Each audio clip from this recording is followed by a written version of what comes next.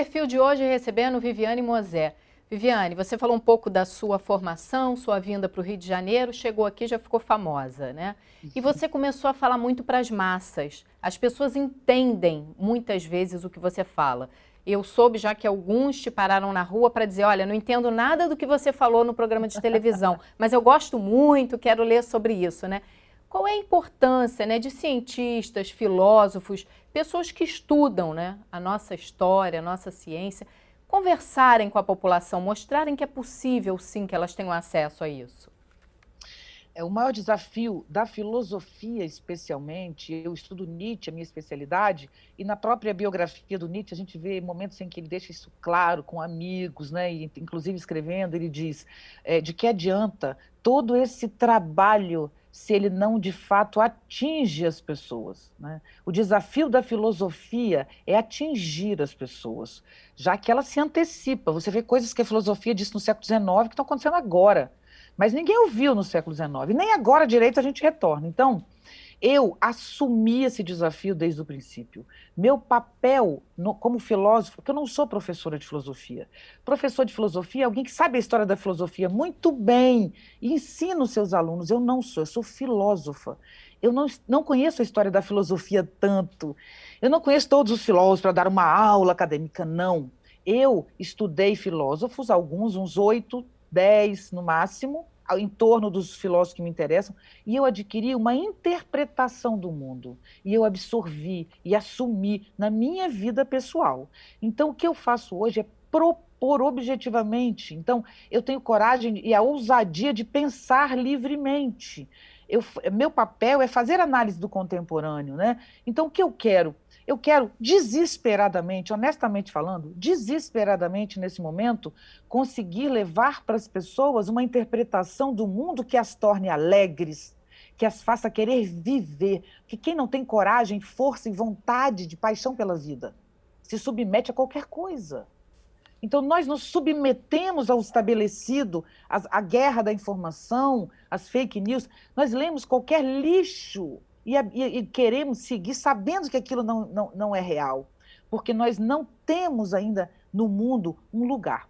É preciso encontrar um lugar no mundo que te fortaleça, porque você nasceu um dia e um dia vai morrer sozinha. Então, você tem que levar adiante você.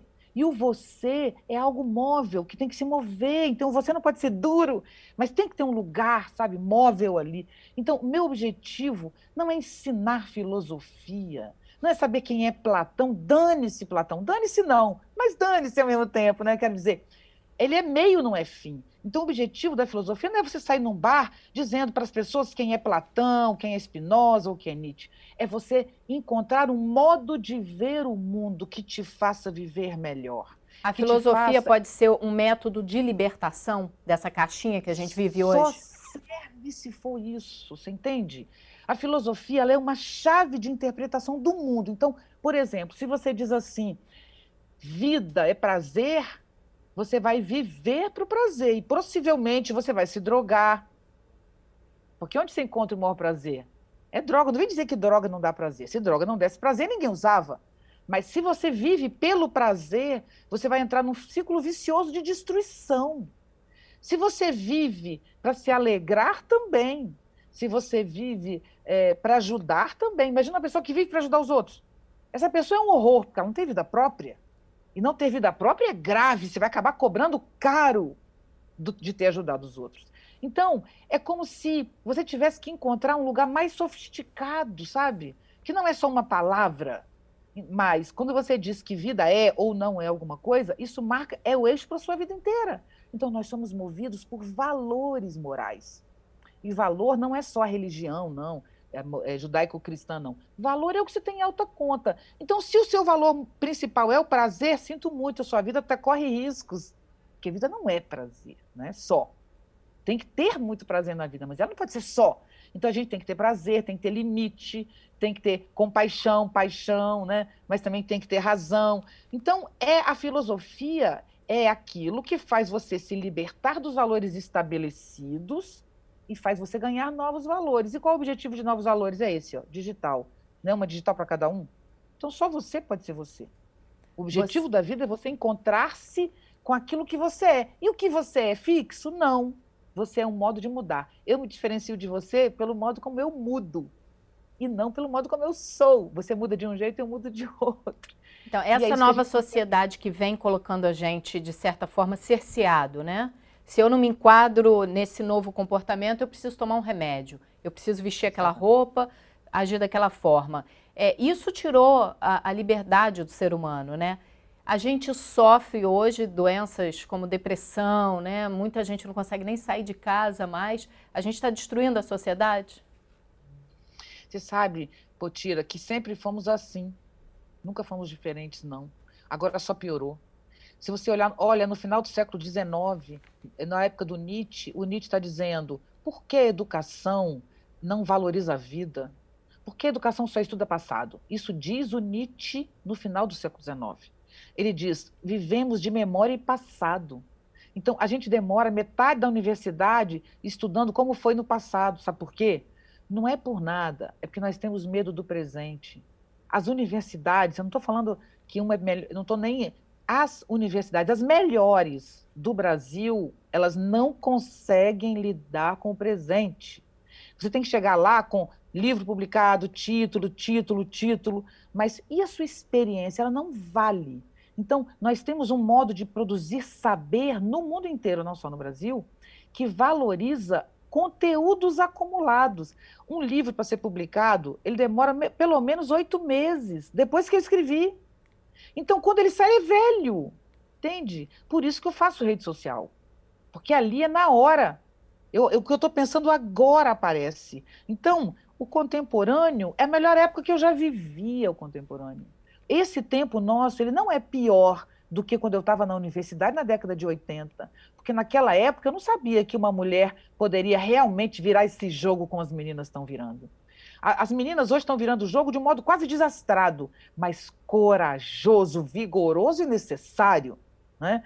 Então, essas revoluções contemporâneas de gênero, onde um transexual, na minha infância, era visto como bandido, a gente corria de travesti, só de olhar um travesti na rua. A gente tinha medo, a gente achava que ele era bandido, e era mesmo, porque não tinha onde morar, ele tinha que estar na marginalidade.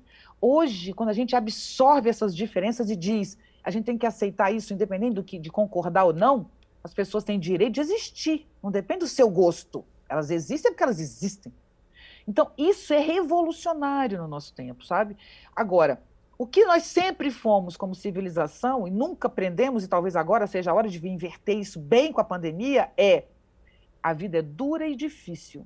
E essa bolha que se chama civilização está caindo, porque o vírus atravessou a bolha. O vírus saiu da vida e da natureza e atravessou a bolha. A bolha não nos impede da crise ambiental. A crise ambiental destrói a bolha inteira e todo mundo no meio dela. Então, eu sou a mais famosa, eu tenho 2, 10, 20 milhões de seguidores, mas se a bolha da civilização desaba, que diferença faz? Que diferença faz se eu tenho 1 bilhão, 2 bilhões, 5 bilhões de dólares ou de euros, né? Se o mundo cai. Então, esse garoto hoje, que é filho de um bilionário, ele se transforma. O pai dele não. Mas a pandemia transforma o filho do bilionário. Porque o filho do bilionário não sabe se ele tem futuro mesmo tendo dinheiro. Então, essa crise ambiental, que também está ligada com a crise da pandemia, nos tornando uma sociedade pandêmica, nos obriga a transformar o nosso modo de produção e consumo. Até porque, estamos na LERJ, né? Numa TV Alerj, até porque nós temos um preço como planeta. Nós temos como civilização uma crise econômica que não começou ainda, porque o ano que vem inteiro é ano de pandemia, inteiro.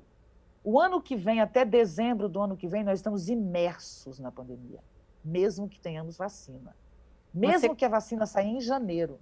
Você consegue ver uma mudança da sociedade depois desse momento? Porque foi um medo para todo mundo. Foi um medo para quem é rico, pobre, quem tinha acesso ao hospital. As pessoas morreram nos melhores hospitais, né? Você parou de circular, você teve que conviver em casa.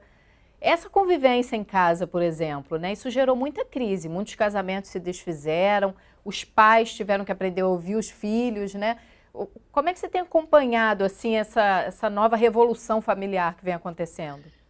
Apesar de sofrida, eu comemoro todos os dias por ela. Nós temos as crianças com índice de suicídio altíssimo no Brasil. O suicídio de criança subiu 40% em 10 anos no Brasil, segundo o mapa da violência, não é da minha ideia. O mapa da violência só coloca os oficiais e as mortes oficiais, né? Mas as crianças que tentam suicídio e não conseguem não estão nessa lista. Então, é quase 60%, 70% de aumento de tentativas de suicídio entre crianças. É uma coisa absurda. O que temos aí? Nós temos uma revolução feminista, que, como eu já defendi, que é essencial, não sou contra ela de jeito nenhum. Só que as mulheres saíram de casa. Quando as mulheres saíram de casa, ficaram as avós. Mas as avós saíram de casa, porque a avó hoje tem filho com 45 anos, casa de novo, faz doutorado, faz mestrado, faz graduação. Ficaram as tias solteironas, que também não existe mais tia solteirona, acabou, felizmente, né? Uma mulher solteira não quer dizer nada. Então, as crianças estão absolutamente abandonadas na rede social. Quando a gente tem uma pandemia e obriga as famílias a estarem em casa, nós estamos com muitos conflitos, mas conflitos que criam intimidade. Hoje, os pais estão voltando a ter intimidade com seus filhos. O suicídio de crianças se deve à falta de intimidade com os pais. É meu diagnóstico. Os pais, às vezes, não trabalham fora, trabalham em casa, mas vivem no celular, vivem na rede social. Então, não é trabalhar fora ou não, é estar o tempo todo na rede social e não olhar os seus filhos. Isso gera crianças absolutamente sem vínculo. E quem não tem vínculo se mata. Porque para viver tem que ter vínculo com algo. Por que que a Viver gente é se faz isso? vincular. Por que que a gente fica o tempo todo no celular, busca um remédio? A gente está sempre fugindo de conviver com o nosso interior. Por que que isso acontece? Porque vida é sinônimo de dor, sofrimento. Nós desaprendemos Isso. a sofrer ou já soubemos sofrer algum dia? Nunca soubemos. Nunca soubemos lidar com o sofrimento. Nunca. Só na tragédia grega, no século V a.C., os gregos transformavam as grandes dores em teatro. O teatro nasceu para representar as dores que não suportamos. Então, ao assistir à tragédia grega, você tem um aprendizado do sofrimento. Então, a vida é o quê? Você nasce necessariamente produzindo dor em sua mãe. Mesmo que você faça uma cesariana, eu sei o que significa voltar de uma cesariana com o bebê no colo, com a barriga toda costurada, né? Então, existe dor no nascimento. Existe dor no sexo, pela primeira vez, especialmente. Mas existe dor que acompanha o prazer. Então, a vida é necessariamente limite. Se você não aprende a se limitar, você morre. Né? Criança que não aprende a se limitar, se joga numa janela. Então, viver é produzir limite. Limite é contenção, retenção.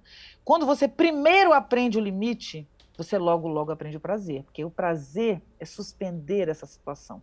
Nossa sociedade nos faz acreditar. A bolha, né? A bolha, porque a bolha não tem vida. Nós acreditamos que nem somos vida. Somos filhos de Deus, e Deus, por acaso, vem de outro lugar. Então, é tão estranha essa história, né? Porque ao dizer que somos filhos de um Deus judaico-cristão, é como se o mundo fosse um lugar para a gente habitar. Nós não somos natureza. O mundo é um lugar... Não, não, não, não, você me desculpe. Nós estamos em continuidade com o Homo sapiens sapiens, com o Homo sapiens, estamos em continuidade com o Australopithecus e com o anfíbio, com o réptil. Temos que retornar o nosso vínculo à natureza, que infelizmente nossa religião nos tirou.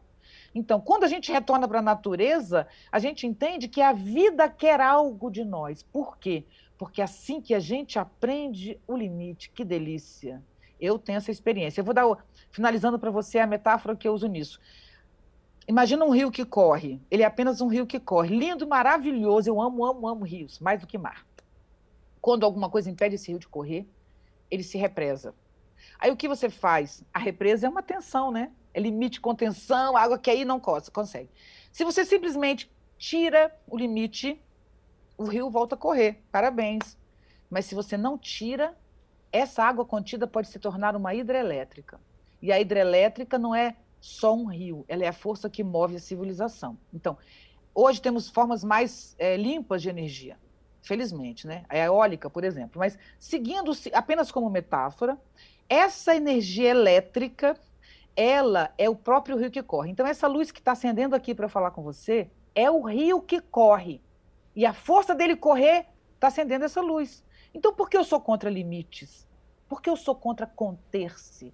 Por que eu sou contra o sofrimento? Se o sofrimento é apenas uma imposição que me faz pensar, eu quero mesmo essa vida que eu tenho ou eu quero outra?